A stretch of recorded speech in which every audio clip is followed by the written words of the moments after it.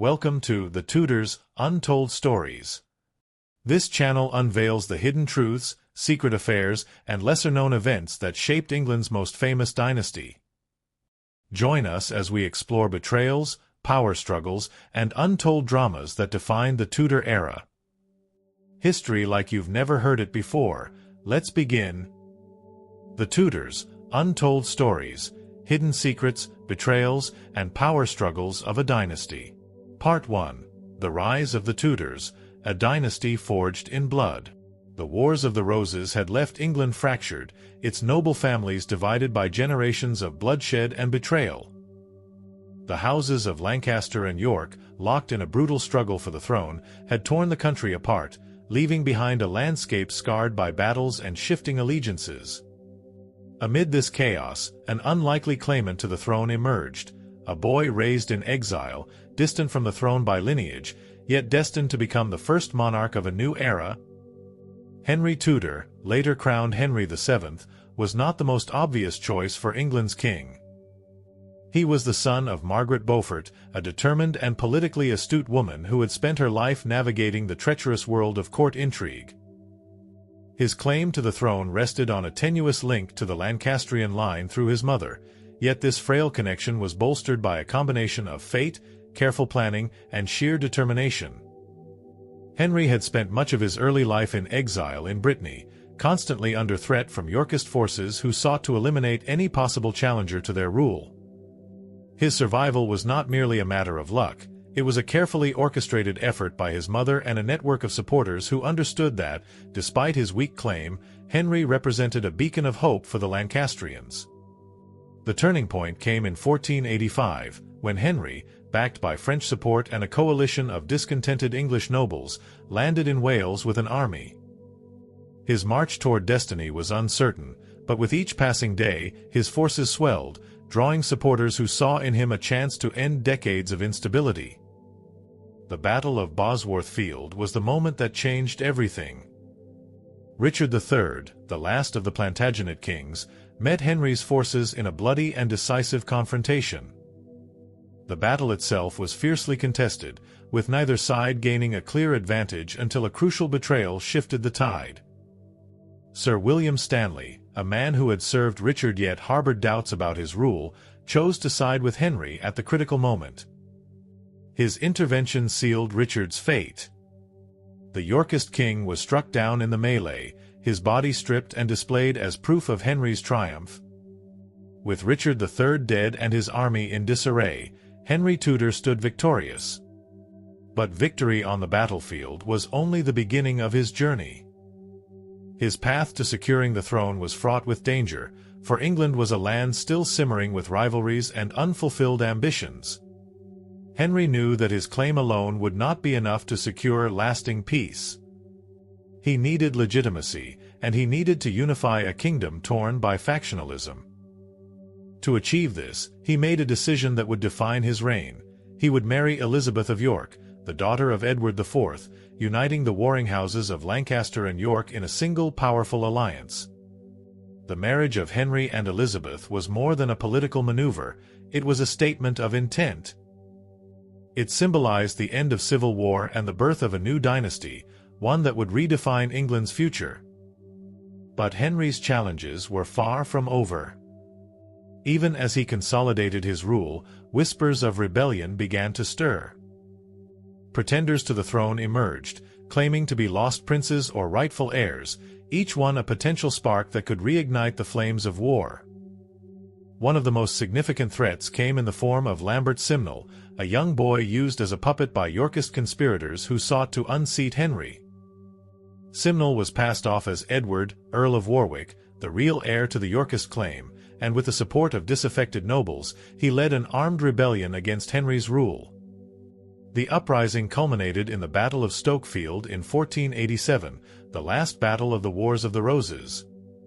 Henry's forces crushed the rebellion, solidifying his position and proving that the Tudor dynasty was here to stay.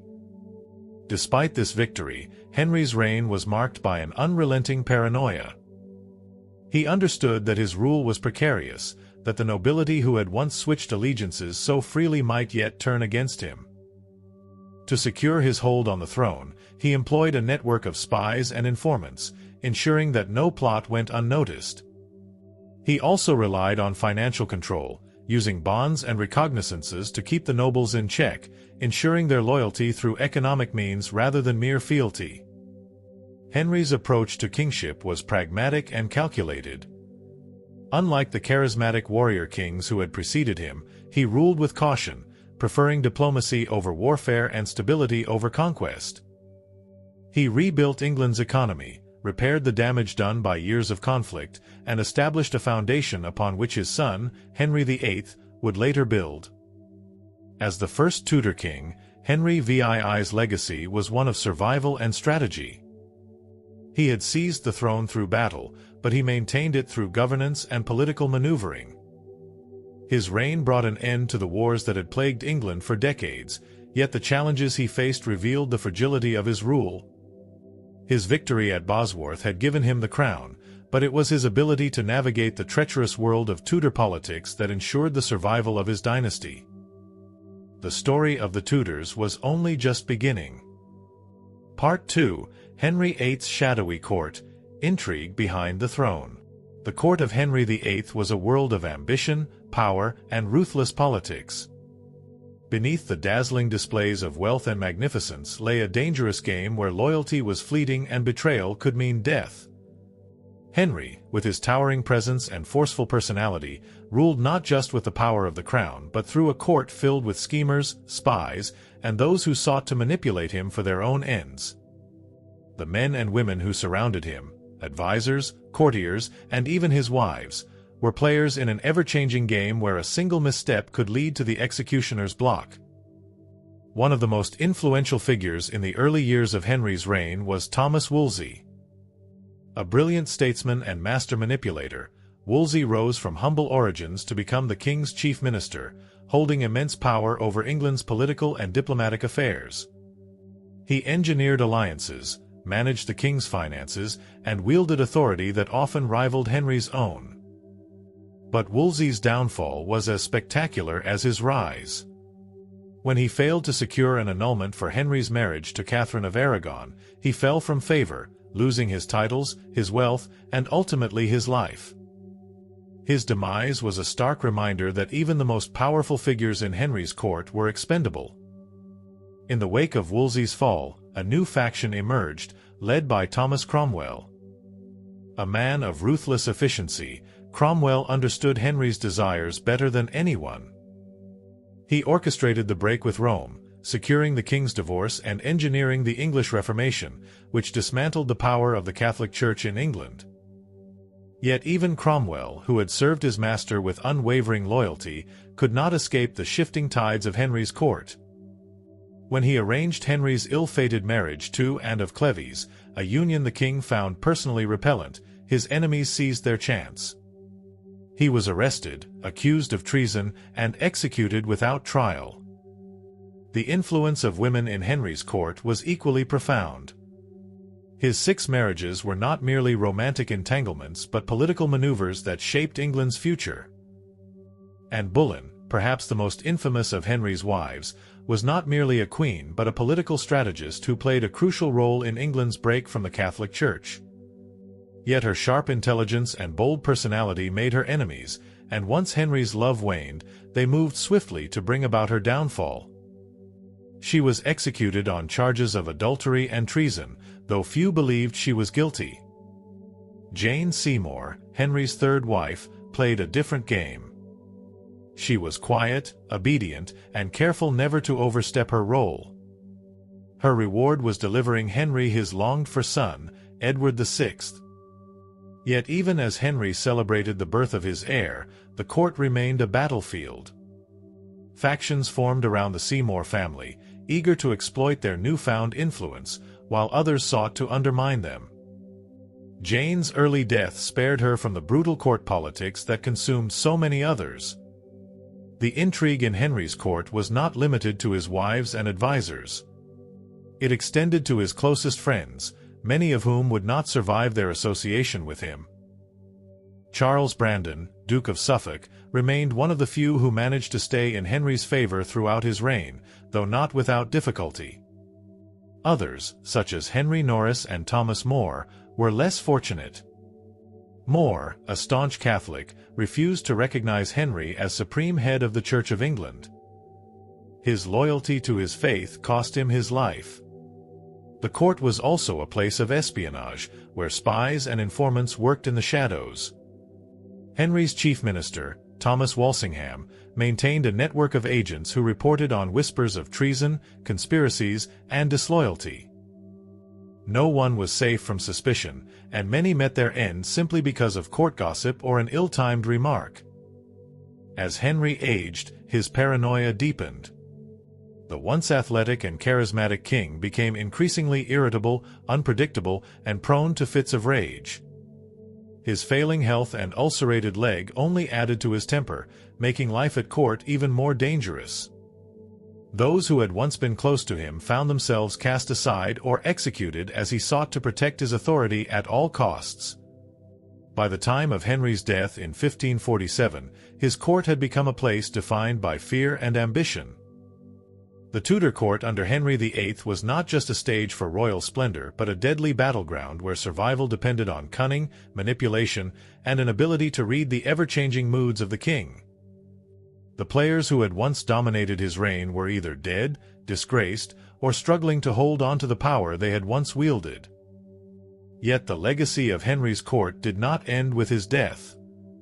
The rivalries, alliances, and betrayals that had shaped his reign would continue to influence England long after he was gone. His children, Edward VI, Mary I, and Elizabeth I, had witnessed firsthand the dangers of court politics and would each, in their own way, use those lessons to navigate their own reigns. The Tudors had become England's most powerful dynasty, but the cost of that power was written in the blood of those who had served them. The story of the Tudors was far from over. Part 3. The Lost Heir, the Forgotten Tudor Prince. Henry VIII is often remembered for his 6 wives and his desperate quest for a male heir. Yet, hidden in the shadows of history is a prince who might have changed everything had fate been kinder. Henry Fitzroy, the king's only acknowledged illegitimate son, was born to Elizabeth Blunt, one of Henry's early mistresses, in 1519. Unlike the countless other illegitimate children rumored to be Henry's, Fitzroy was not merely a forgotten bastard. He was given a name that signified royal blood, Fitzroy, meaning son of the king, and his treatment suggested that Henry saw him as more than just a passing dalliance. The importance of Fitzroy's birth cannot be overstated. At the time, Henry VIII's marriage to Catherine of Aragon had failed to produce a surviving son, and doubts about Catherine's ability to bear an heir loomed over the Tudor dynasty. In an age where a female ruler was unthinkable to many, the birth of a healthy boy, even one born outside of wedlock, was a significant event.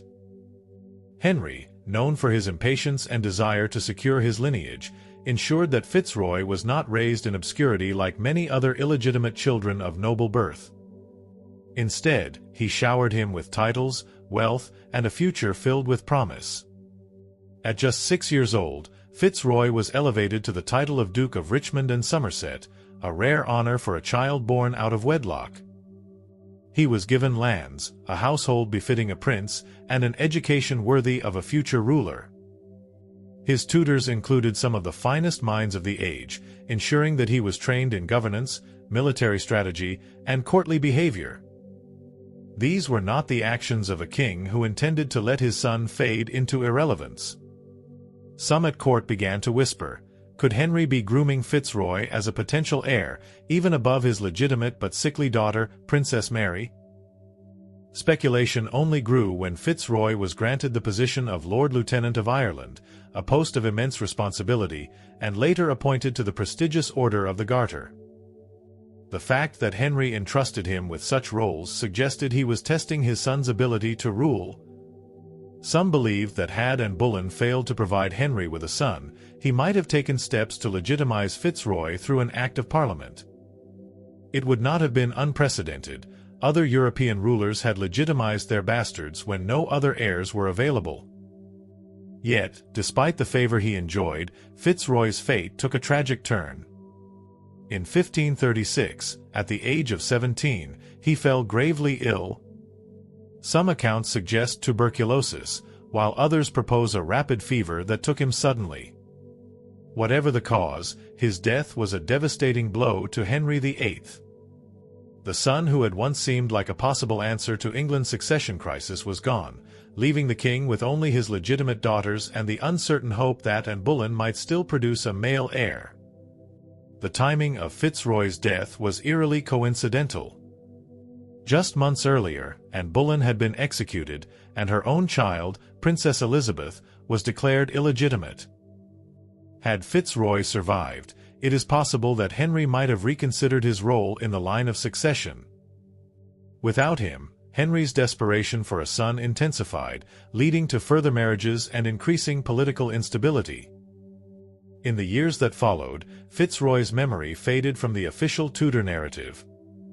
Unlike Henry VIII's other children, Edward VI, Mary I, and Elizabeth I, he left no direct legacy, no reign to be studied, no descendants to champion his name. His brief life remained a footnote, an alternate path that history never took. But what if he had lived? Some historians speculate that had Fitzroy survived into adulthood, Henry might have found a way to make him king. With Edward VI's eventual short and tragic reign, Fitzroy, as an older and experienced leader, could have been a stabilizing force in Tudor politics. His upbringing had prepared him for rule in a way that neither Edward nor Mary had been. The religious turmoil of the later Tudor years might have been avoided, and England's history could have taken a dramatically different course. Yet Fitzroy's death meant that Henry VIII's obsession with securing the succession only deepened. It set into motion the frantic efforts to produce another male heir, leading to Henry's ill-fated marriages to Jane Seymour, and of Cleves, Catherine Howard, and Catherine Parr. The desperation that followed would shape the Tudor dynasty in ways that no one could have foreseen. Though largely forgotten today, Henry Fitzroy remains one of history's greatest what-ifs. His life was brief, but his existence altered the course of Henry VIII's decisions and the dynasty he so desperately sought to preserve. Had he lived, the entire trajectory of the Tudor era might have been rewritten. Part 4. The Fall of Anne Boleyn, Betrayal, Lies, and Politics. Anne Boleyn's rise to power was nothing short of extraordinary. She had captivated Henry VIII in a way no other woman had, changing the course of England's history with her charm, intelligence, and ambition. Yet, the very qualities that had elevated her to the throne would ultimately lead to her downfall. In the deadly game of Tudor politics, power was fleeting, and Anne, once the most powerful woman in England, found herself at the mercy of forces far beyond her control. 4 years, and had refused to be just another mistress, knowing that Henry's love alone was not enough to secure her future. She demanded marriage, and Henry, obsessed with her, broke with the Catholic Church to make it happen. In 1533, she became Queen of England, replacing Catherine of Aragon, but her victory was not absolute. Her enemies at court were numerous, and many, including the powerful and influential Thomas Cromwell, had begun to see her as a liability rather than an asset. The first cracks in Anne's reign appeared almost immediately. Her greatest duty as queen was to provide Henry with a male heir, but fate did not favor her. In September 1533, she gave birth to a daughter, the future Elizabeth I. Though Henry was initially pleased, he quickly grew frustrated when subsequent pregnancies ended in miscarriage or stillbirth. The pressure on and mounted. Henry's patience, once endless for the woman he had waited years to marry, began to wear thin. By 1536, Anne's position was precarious. Henry had begun showing interest in Jane Seymour, a lady-in-waiting who embodied the quiet obedience that Anne had never possessed. Unlike Anne, who was bold and politically savvy, Jane knew how to play the role of the submissive consort. Henry's wandering eye was dangerous, but Anne still believed she could hold on to her position. She underestimated the forces conspiring against her. Chief among Anne's enemies was Thomas Cromwell. Once her greatest ally, Cromwell had grown disillusioned with Anne's influence and saw her as an obstacle to his own ambitions. He also knew that Henry was losing patience with her, and an impatient king was unpredictable and dangerous. Seeing an opportunity, Cromwell devised a plot that would not just remove Anne from power but ensure she could never rise again. The accusations against Anne came suddenly and brutally. In May 1536, she was arrested and charged with adultery, incest, and treason, a shocking combination of crimes designed to ruin her completely. The charges alleged that Anne had engaged in illicit affairs with multiple men, including her own brother, George Boleyn. These claims, though almost certainly fabricated, served their purpose. The trials that followed were a carefully orchestrated spectacle. The accused men, Henry Norris, Francis Weston, William Brereton, Mark Smeaton, and George Boleyn, were arrested and interrogated under extreme pressure. Smeaton, a court musician, was the only one to confess, likely under torture. The others maintained their innocence, but it did not matter. The verdict was decided long before the trials began, and was tried in the Tower of London on May 15, 1536. She defended herself with intelligence and dignity, but the outcome was inevitable. The court, led by Anne's own uncle, the Duke of Norfolk, found her guilty. The sentence was death. On May 19, 1536, Anne Boleyn walked to the scaffold, her fate sealed by the man who had once moved heaven and earth to make her his queen. She remained composed, refusing to speak against Henry in her final moments. Instead, she accepted her death with a quiet grace, saying only that she prayed for the king's long life. Unlike most executions, which were carried out with an axe, Henry granted Anne the rare mercy of a French swordsman, ensuring a swift death. With one clean stroke, Anne Boleyn's life ended. Her body was placed in an arrow chest, as no proper coffin had been prepared. Within days, Henry was engaged to Jane Seymour, erasing Anne's presence as if she had never existed. Yet, Anne Boleyn was not truly erased. Though her enemies had destroyed her, her greatest legacy remained, her daughter, Elizabeth I. The child that had disappointed Henry would go on to become one of England's greatest monarchs, proving that Anne's influence would long outlive the men who had sought to silence her. Part 5. The Nine-Day Queen, Lady Jane Grey's Tragic Fate. The Tudor era was a time of immense power struggles, but few stories are as tragic as that of Lady Jane Grey. A brilliant and devout young woman, she was thrust into the brutal world of Tudor politics, crowned as England's queen for just 9 days before being discarded and executed. Unlike many of Henry VIII's children, Jane was never meant to rule, yet she found herself caught in a web of ambition, betrayal, and political maneuvering that ultimately sealed her fate. Jane was born in October 1537, the same year that Henry VIII's long-awaited son, Edward VI, was born. She was the great-granddaughter of Henry VII through his daughter Mary Tudor, making her a cousin to Edward VI, Mary I, and Elizabeth I. Raised in a strict Protestant household, Jane was highly educated, fluent in multiple languages, and deeply devoted to her faith. But despite her royal blood, she was never considered a serious contender for the throne, until Edward VI's health began to fail. By early 1553, the young king, still only 15, was gravely ill. His death was imminent, and the question of succession became urgent. The legitimate heir under Henry VIII's will was Edward's half-sister, Mary. However, Mary was a Catholic, and Edward, a committed Protestant, did not want his kingdom returning to the Catholic faith. Influenced by his advisors, particularly John Dudley, Duke of Northumberland, Edward decided to alter the succession.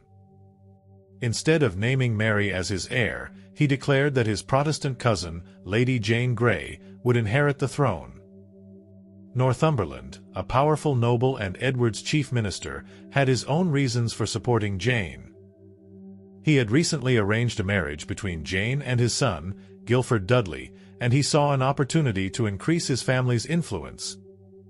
If Jane became queen, Northumberland would effectively control England through her.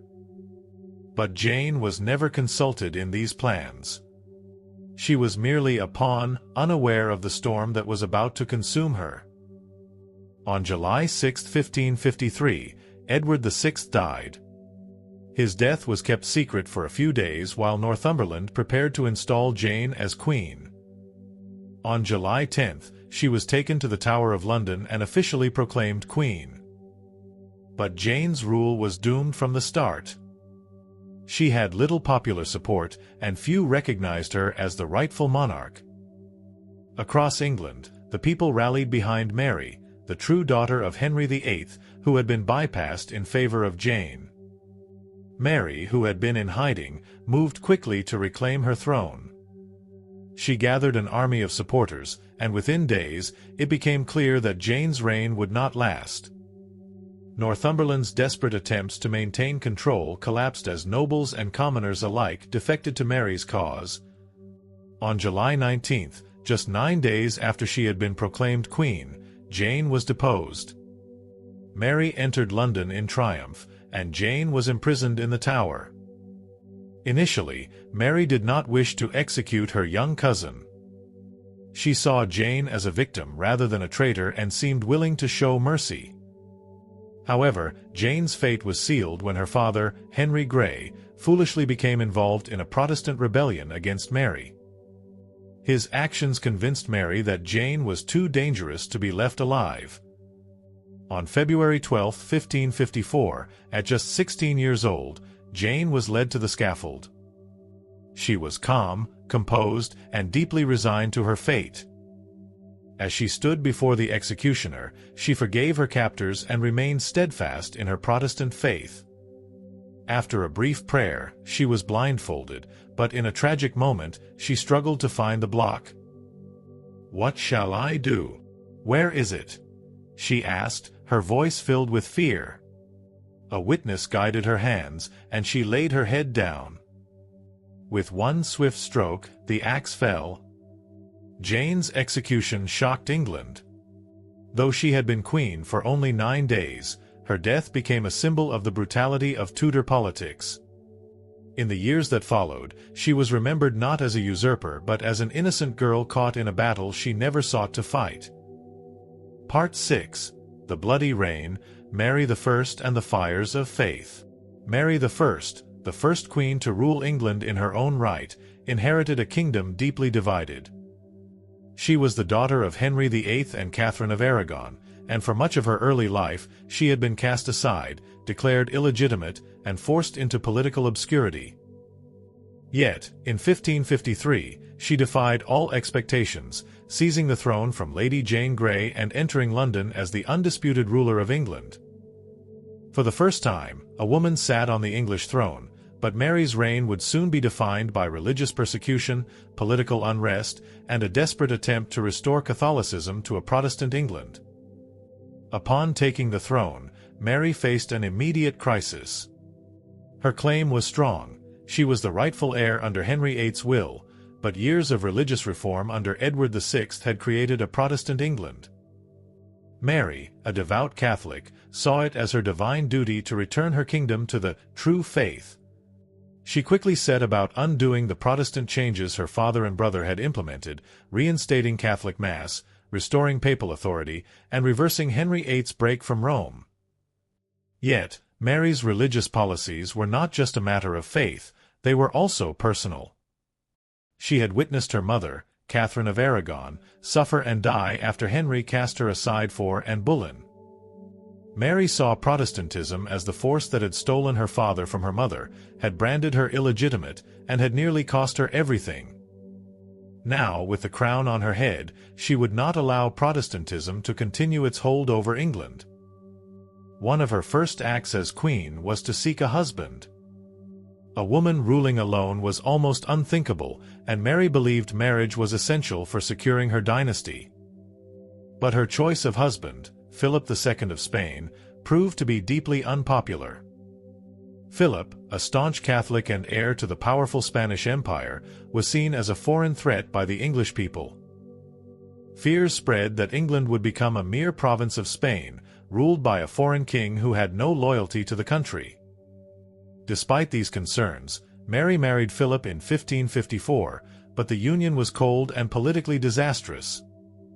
Philip had little interest in his new wife or her kingdom, and Mary's deep love for him was unreturned. As tensions grew, Mary's focus turned to religious reform. What had begun as an effort to restore Catholicism soon became a brutal campaign against Protestant heretics. In 1555, she began ordering the execution of Protestant leaders who refused to renounce their faith.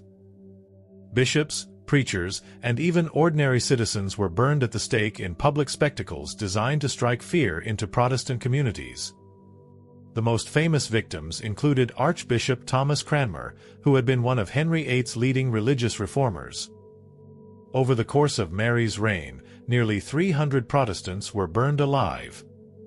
The horrific nature of these executions, where victims suffered agonizing deaths, their bodies consumed by fire, shocked even those who had initially supported the Queen.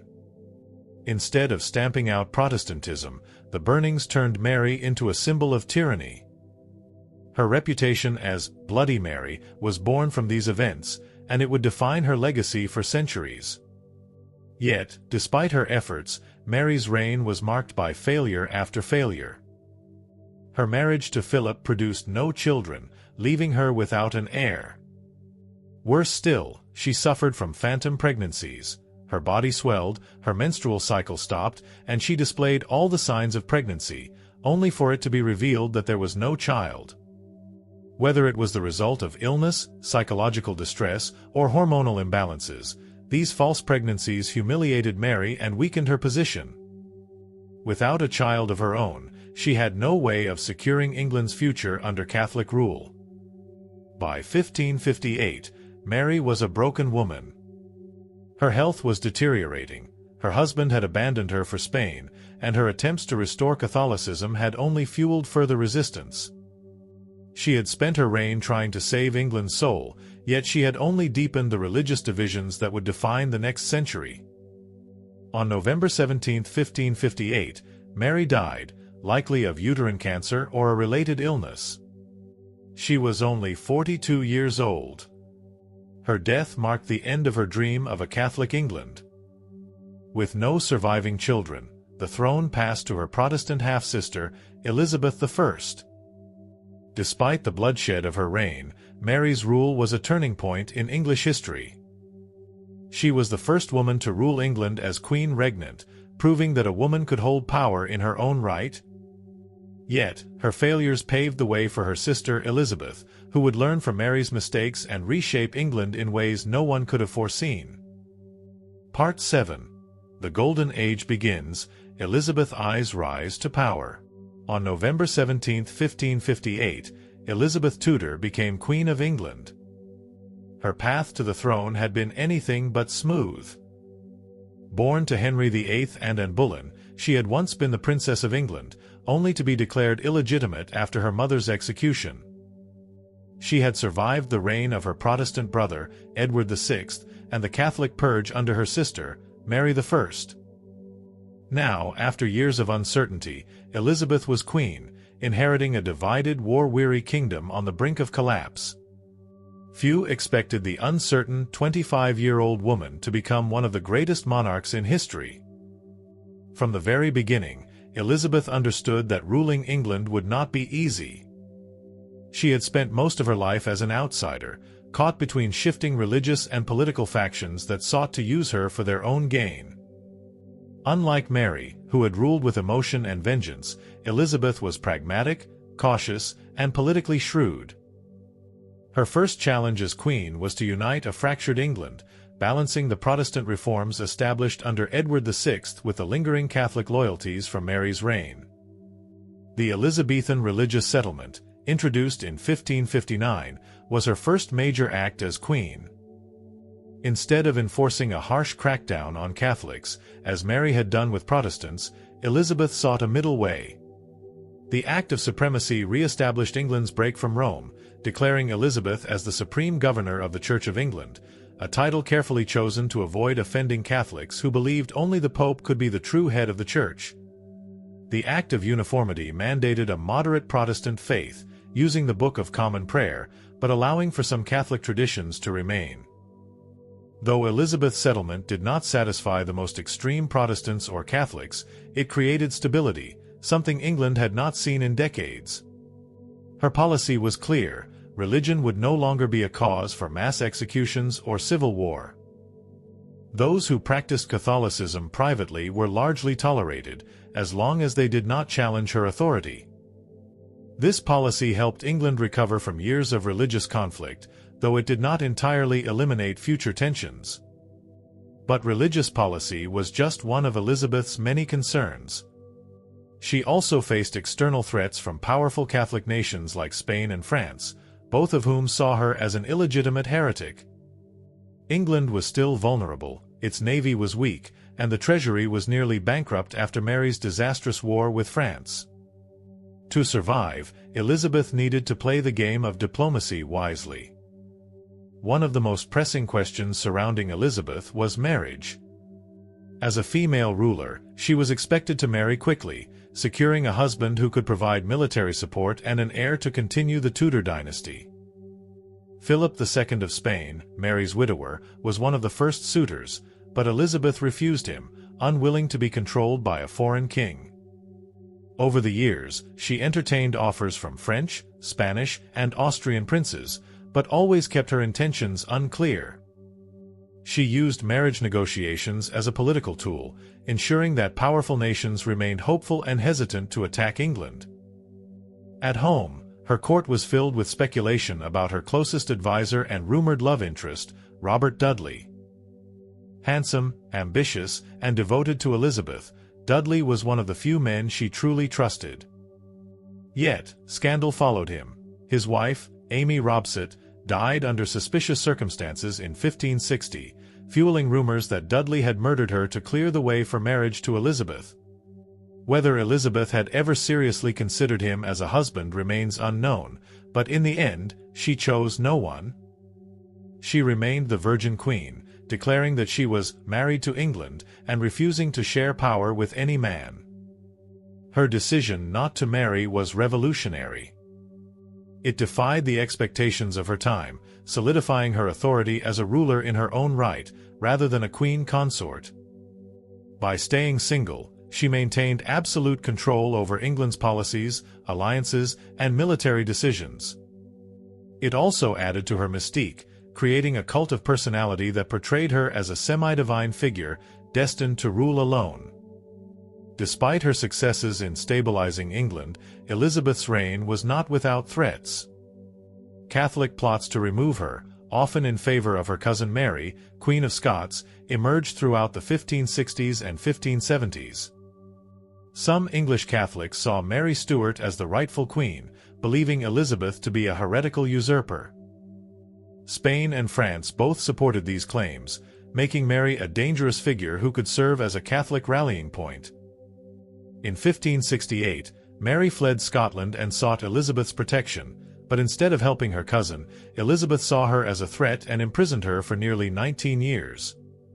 As long as Mary lived, she was a danger to Elizabeth's throne, and as Catholic plots against the Queen increased, Elizabeth faced a difficult decision. In 1586, the discovery of the Babington Plot, a conspiracy to assassinate Elizabeth and put Mary on the throne, sealed Mary's fate. Elizabeth reluctantly signed Mary's death warrant, and in 1587, Mary was executed, ending any hope of a Catholic restoration through her claim. Elizabeth's decision to execute her cousin had profound consequences. Philip II of Spain, already angered by England's Protestant policies and Elizabeth's support of privateers attacking Spanish ships, now had a justification for war. In 1588, he launched the Spanish Armada, a massive fleet intended to invade England and overthrow Elizabeth. Against all odds, the English navy, led by Sir Francis Drake, successfully repelled the Spanish Armada. A combination of tactical brilliance, superior English ships, and stormy weather devastated the Spanish fleet, marking one of the greatest victories of Elizabeth's reign. This triumph secured England's position as a rising naval power, setting the stage for the golden age of exploration and expansion. By the late 1500s, Elizabeth's reign was flourishing. Her court became a center of culture, literature, and the arts, with William Shakespeare, Christopher Marlowe, and Edmund Spenser producing some of the greatest works in English history. The Elizabethan age was a time of prosperity, stability, and national pride, a stark contrast to the turmoil of the previous decades. Elizabeth I had transformed England from a vulnerable, divided nation into a formidable European power. She had survived assassination plots, foreign threats, and internal dissent, ruling with intelligence, resilience, and political mastery. But her story was far from over. Part 8. The Queen's Dilemma, Elizabeth I's Final Years and Legacy. By the late 1580s, Queen Elizabeth I was at the height of her power. The defeat of the Spanish Armada in 1588 had cemented England's status as a formidable naval force, and her reign was celebrated as a golden age of culture, exploration, and national pride. Yet, beneath the surface, the Virgin Queen faced mounting challenges. As she grew older, her court became increasingly divided, her advisors aged and died, and the country's once unshakable stability began to fracture. One of Elizabeth's greatest strengths had always been her political instinct, but ruling without a husband or heir meant that the question of succession loomed over her reign. Unlike her father, Henry VIII, who had spent his life obsessed with securing a male heir, Elizabeth refused to name a successor. Her unwillingness to do so was not just a matter of policy, it was personal. She had witnessed firsthand how naming a successor could lead to rebellion and conspiracy, just as it had with her sister Mary I and cousin Mary, Queen of Scots. As long as she lived, she would not allow anyone to undermine her rule. But this uncertainty led to tensions at court. The nobles and advisers who had once adored her grew impatient, knowing that Elizabeth could not rule forever. Her trusted statesman, William Cecil, Lord Burleigh, had been the backbone of her government, but by the 1590s, his health was failing. In his place, his ambitious son, Robert Cecil, began to rise in influence, maneuvering himself into power as Elizabeth's most trusted advisor. But not all of Elizabeth's favorites were as politically adept. One of the most dramatic betrayals of Elizabeth's later reign came from Robert Devereux, Earl of Essex. Charismatic and reckless, Essex had been a rising star at court, charming the Queen with his confidence and boldness. But unlike Elizabeth's earlier favorite, Robert Dudley, Earl of Leicester, Essex was hot-headed and arrogant, believing himself above the rules of the court. His military campaigns in Ireland were disastrous, and when he defied Elizabeth's orders, she banished him from court. Humiliated, Essex attempted a coup in 1601, gathering a group of supporters and marching into London in an attempt to seize power. But the rebellion collapsed almost immediately, and Essex was captured, tried, and executed for treason. The execution of Essex was a devastating blow to Elizabeth. She had once trusted him deeply, and though she had signed his death warrant, she reportedly mourned his loss in private. It was one of the first signs that the Queen, once so politically ruthless, was beginning to weaken. The last years of Elizabeth's reign were marked by economic struggles, political unrest, and personal isolation. The once glorious Elizabethan court began to decay, and many of the figures who had defined her reign were now dead or dying. Sir Francis Walsingham, her spymaster, was gone. Sir Francis Drake, her naval hero, had died in 1596. Even her oldest and dearest friend, Robert Dudley, Earl of Leicester, had passed away in 1588, leaving her truly alone. Without these figures to support her, Elizabeth became increasingly withdrawn. She once delighted in public appearances and extravagant courtly entertainments, but by the early 1600s, she spent most of her time in darkened chambers, dressed in heavy makeup and elaborate wigs to hide the effects of aging. The final blow came in 1603, when she fell gravely ill. Some accounts suggest that Elizabeth simply gave up on life, refusing to eat, speak, or move from her cushions where she sat in a melancholic silence. She was nearly 70 years old, an astonishing age for a Tudor monarch. After ruling for 44 years, the once magnificent queen faded away, dying quietly on March 24, 1603. Despite her refusal to name an heir during her lifetime, her ministers had long prepared for the transition. Upon her death, James VI of Scotland, the son of Mary, Queen of Scots, was proclaimed James I of England, uniting the crowns of England and Scotland. The Tudor era had ended, and the Stuart dynasty had begun. Elizabeth I's legacy remains one of the most enduring in history. She transformed England from a vulnerable, divided nation into a world power, laying the groundwork for the British Empire. She defied expectations, proving that a woman could rule without a husband, without an heir, and without compromise. Her mastery of diplomacy, intelligence, and leadership ensured that she remained unmarried and unchallenged throughout her reign. Yet, her reign was not without flaws.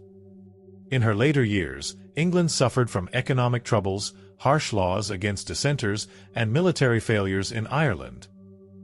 The execution of Mary, Queen of Scots, and the brutal suppression of Catholic resistance left a divided religious landscape that would fuel conflicts for generations. Even so, her reign is often remembered as one of triumph. Her golden age of exploration, literature, and national pride shaped the identity of England, and she became a legendary figure in her own time. The image of Elizabeth as the Virgin Queen, untouched by the influence of any man, became a powerful symbol of English independence. Her body was laid to rest in Westminster Abbey, beside her sister, Mary I. The irony of their final resting place was not lost on history. Two queens, one Catholic, one Protestant, who had once been bitter rivals, now lay side by side for eternity. Inscribed on their tomb was the Latin phrase, "Partners both in throne and grave, here rest we two sisters, Elizabeth and Mary, in hope of one resurrection." Elizabeth's reign had ended, but the world she shaped would live on. Part 9.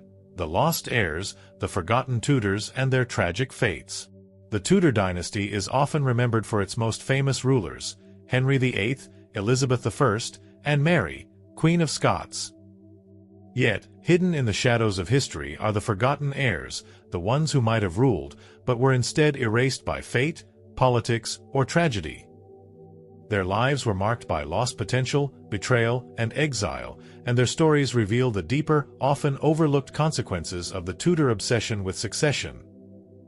One of the most tragic figures of the Tudor era was Edward VI, Henry VIII's only legitimate son.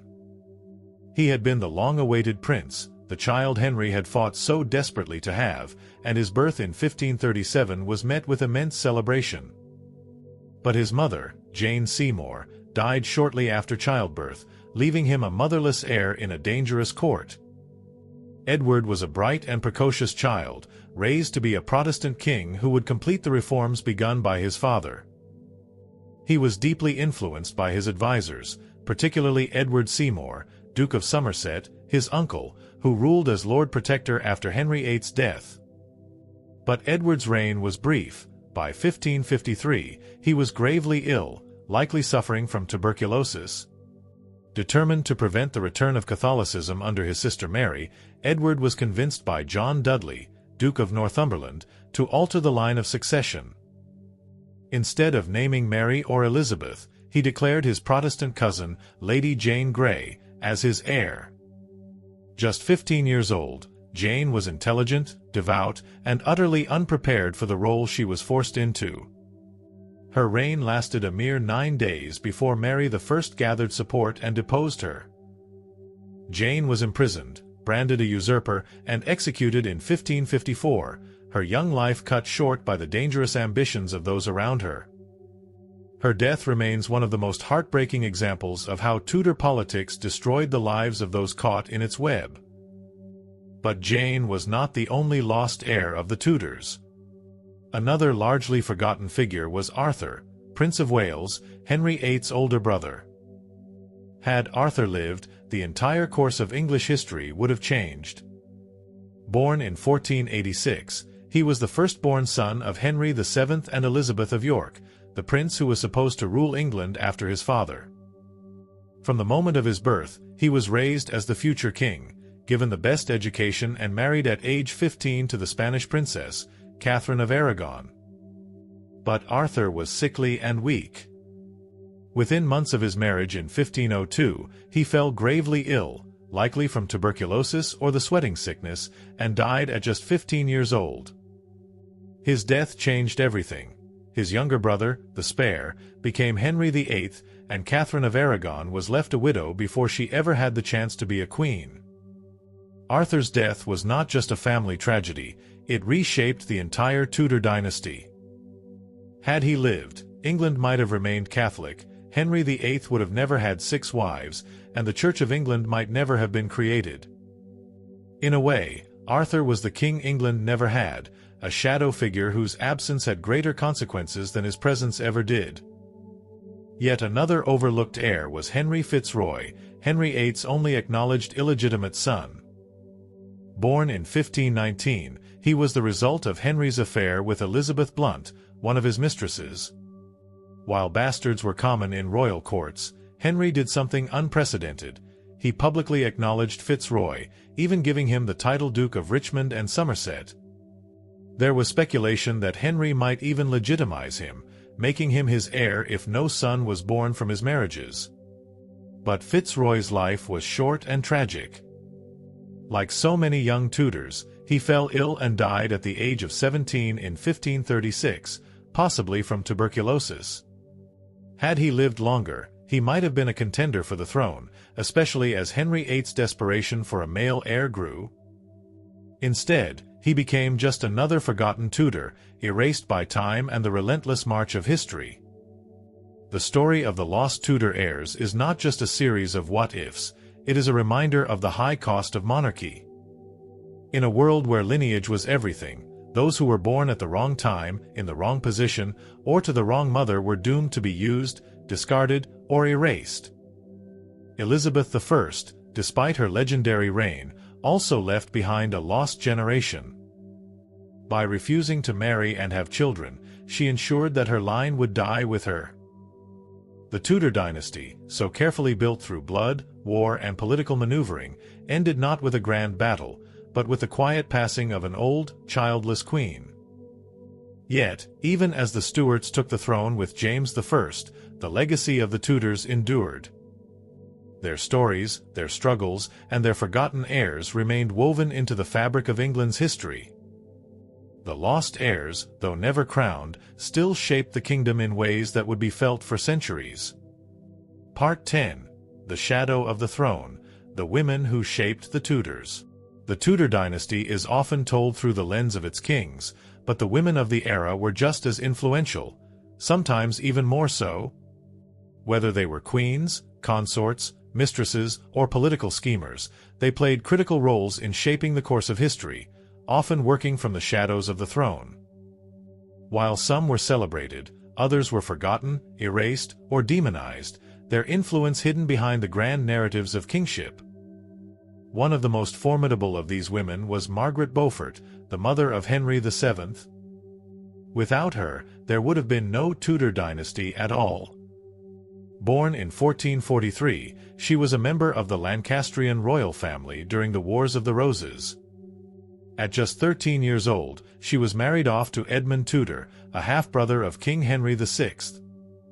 Her husband died soon after, leaving her pregnant with his only son, Henry Tudor, the future Henry VII. Margaret spent her life plotting, negotiating, and fighting for her son's claim to the throne. While she was never a queen, she was ruthless in securing his future, forming alliances and helping to orchestrate Henry's invasion of England in 1485, which led to the defeat of Richard III at Bosworth Field. Once Henry VII became king, Margaret continued to wield enormous power, often acting as an unofficial advisor and even signing royal documents as Margaret R., something unheard of for a woman at the time. But Margaret Beaufort was just one of many powerful Tudor women. Another was Elizabeth of York, Henry VII's wife and the mother of Henry VIII. Often overshadowed by the chaos of her son's reign, she was one of the few Tudor queens to be universally loved. As the daughter of Edward IV, she was a Yorkist princess, and her marriage to Henry VII helped unite the warring houses of York and Lancaster, solidifying the Tudor claim to the throne. Though she rarely involved herself in politics, her quiet strength and diplomacy helped create a sense of stability in the early Tudor years. Her daughter, Margaret Tudor, would go on to shape history in an entirely different way. As the eldest sister of Henry VIII, she was married off to James IV of Scotland, forming a fragile alliance between England and Scotland. But after James Ives' death at the Battle of Flodden in 1513, Margaret was left a widowed queen in a hostile court, surrounded by nobles who distrusted her English roots. Margaret's descendants, however, would ultimately inherit the English throne. Her great-grandson was James VI of Scotland, who, after Elizabeth I's death, became James I of England, uniting the two kingdoms under one ruler. Though few people remember Margaret Tudor today, her marriage into the Scottish royal family ensured that the Tudor bloodline would continue, even after Elizabeth I died without an heir. Of course, when discussing the women of the Tudor era, no figure looms larger than Anne Boleyn. Though she ruled for just 3 years, her impact was greater than most queens who reigned for decades. Her intelligence, ambition, and refusal to be just another mistress changed the course of English history, leading to the break with the Catholic Church and the creation of the Church of England. But Anne's political brilliance ultimately sealed her fate. She had many enemies at court, including those who saw her as too radical, too dangerous, and too independent. In 1536, she was executed on false charges of adultery and treason, yet her legacy lived on through her daughter, Elizabeth I. It is one of history's greatest ironies that the woman Henry VIII fought so hard to remove gave birth to England's most famous queen. Yet Anne Boleyn was not the only woman in Henry VIII's life who shaped the monarchy. Catherine Parr, Henry's sixth and final wife, played a critical role in securing the future of the Tudor dynasty. Unlike Henry's previous wives, she was not chosen for her beauty or youth, but for her intelligence and diplomacy. She helped reconcile Henry with his daughters, Mary and Elizabeth, ensuring they were reinstated in the line of succession. Without Catherine's influence, it is possible that Elizabeth might never have become queen at all. And then there was Mary I, Henry VIII's eldest daughter, who became England's first ruling queen in 1553. While her reign is often remembered for its persecution of Protestants, earning her the nickname Bloody Mary, she was a strong and determined monarch, facing opposition at every turn simply because she was a woman. She fought for her right to rule, proving that a queen could be just as powerful as a king, even if history later judged her harshly. But beyond the queens and noblewomen, there were countless other women who played essential roles behind the scenes. Bess of Hardwicke, for example, was one of the richest and most powerful women in England, rising from humble beginnings to become a key figure at Elizabeth I's court. She outlived 4 husbands, built some of the most impressive estates in England, and became one of the most formidable figures of the Tudor era. There were also the spies, mistresses, and informants, women who worked in the shadows, influencing decisions without ever being recognized for their power. Figures like Jane Rochford, who helped bring down Anne Boleyn, or Lettice Knowles, Elizabeth I's cousin and rival, whose marriage to Robert Dudley enraged the Queen. The Tudors may have been ruled by kings, but it was the women, the mothers, wives, daughters, and advisors, who ensured the dynasty's survival, shaped its politics, and left behind legacies that outlasted even the greatest of their male counterparts. Their influence, though often hidden, was undeniable. Part 11. The Tudor Spies, Espionage, Betrayal, and Secret Wars. The Tudor era was a time of intrigue, deception, and ruthless political maneuvering. While kings and queens ruled from their palaces, a hidden war was being waged in the shadows, one of spies, informants, and secret plots. This was an age where information was as powerful as armies, and those who could manipulate it often held the fate of nations in their hands. One of the most formidable spy masters of the era was Sir Francis Walsingham, Elizabeth I's chief intelligence officer. A devout Protestant and a fiercely loyal servant of the Queen, Walsingham built an elaborate spy network that stretched across England and beyond, reaching into the courts of Europe. His agents were everywhere, in taverns, in noble houses, even among Elizabeth's own servants. His greatest success came in uncovering the Babington Plot of 1586, a Catholic conspiracy to assassinate Elizabeth and replace her with Mary, Queen of Scots. Through a network of double agents, intercepted letters, and coded messages, Walsingham gathered incontrovertible proof of Mary's involvement, leading to her trial and execution in 1587. But Walsingham was not the only master of espionage in the Tudor world. During the reign of Henry VIII, spying was essential in navigating the dangerous world of international politics. Henry relied on diplomats and informants to keep him aware of movements in France, Spain, and the Holy Roman Empire, all of whom were potential enemies. His ambassadors were often more than just messengers; they were spies, tasked with gathering intelligence while appearing as mere envoys. One of the most famous Tudor spies was Anthony Standen, who worked in Italy and Spain, sending vital information back to England. He helped uncover Spanish plans that could have threatened English interests, proving that intelligence was just as valuable as military strength. But not all spies worked for the Tudors; some worked against them, and their betrayals shook the foundations of the dynasty. Perhaps the most infamous was Charles de la Mothe, a French diplomat who secretly plotted against Elizabeth I. Under the guise of official diplomatic missions, he worked with Catholic factions to undermine Protestant England, feeding information back to France while attempting to stir rebellion. Another notorious case was that of William Parry, an English double agent who claimed to serve Elizabeth while secretly plotting to assassinate her. He was eventually unmasked and executed in 1585, but his case highlighted how deeply espionage had infiltrated the Tudor world. The Tudors also had to contend with coded messages, invisible ink, and secret symbols, as spies on both sides developed more sophisticated methods to communicate without detection. One of the most famous techniques was the use of ciphers, complex codes that could only be read with the correct key. Walsingham's men became experts in deciphering enemy communications, often intercepting and breaking messages before they could reach their intended targets. One of the most dramatic moments in Tudor espionage came with the Spanish Armada of 1588. England's spies had been gathering intelligence on Spanish naval preparations for months, and their warnings allowed the English fleet to prepare for the invasion. Without this crucial intelligence, England might not have been able to defeat the vastly superior Spanish force. Beyond politics and war, espionage also played a role in domestic affairs, particularly in religious conflicts. During the reign of Mary I, Catholic informants hunted down Protestant dissidents, while under Elizabeth I, Walsingham's agents sought out Jesuit priests and Catholic sympathizers who were seen as threats to the Queen's rule.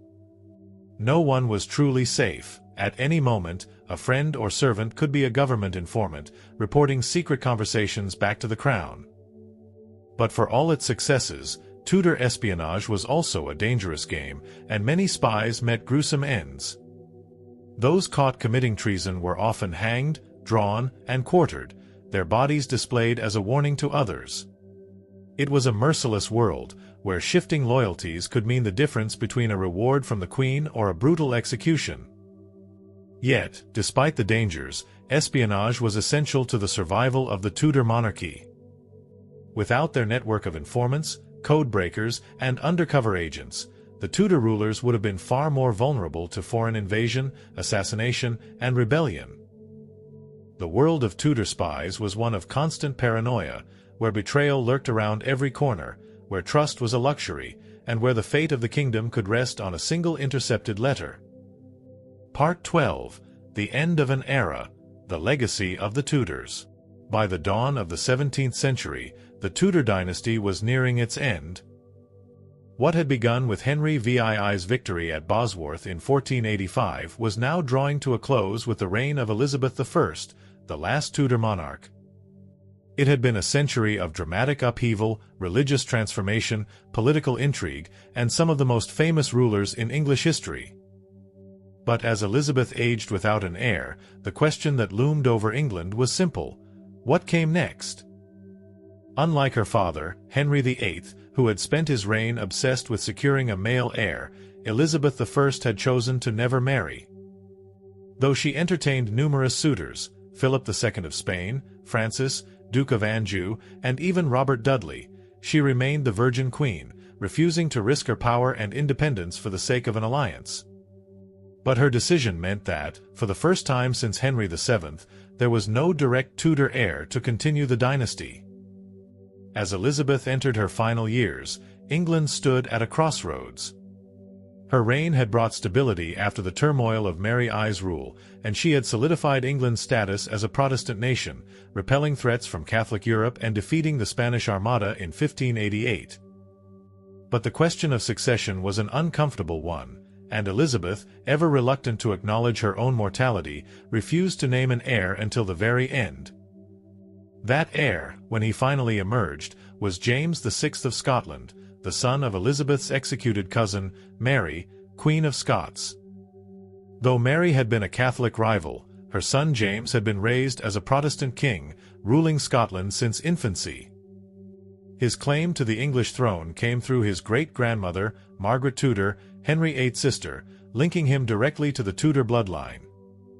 The transition from the Tudors to the Stuarts was not without uncertainty. Elizabeth's ministers, particularly Robert Cecil, worked behind the scenes to ensure a smooth succession, secretly communicating with James long before Elizabeth's death. When Elizabeth finally died on March 24, 1603, James was immediately proclaimed King James I of England, uniting England and Scotland under a single ruler for the first time. The Tudor era was officially over, and the Stuart dynasty had begun. But while the Tudors were gone, their impact on England was everlasting. One of their most defining legacies was the religious transformation of England. When Henry VIII broke from the Catholic Church in 1534, he set England on a path that would shape its identity for centuries. Though his initial motivation was personal, the desire to divorce Catherine of Aragon and marry Anne Boleyn, the consequences of his actions were profound. England would never again be fully Catholic, and the struggle between Protestants and Catholics would continue to influence its politics long after the Tudors were gone. The reign of Elizabeth I further solidified Protestantism, ensuring that England remained separate from Rome.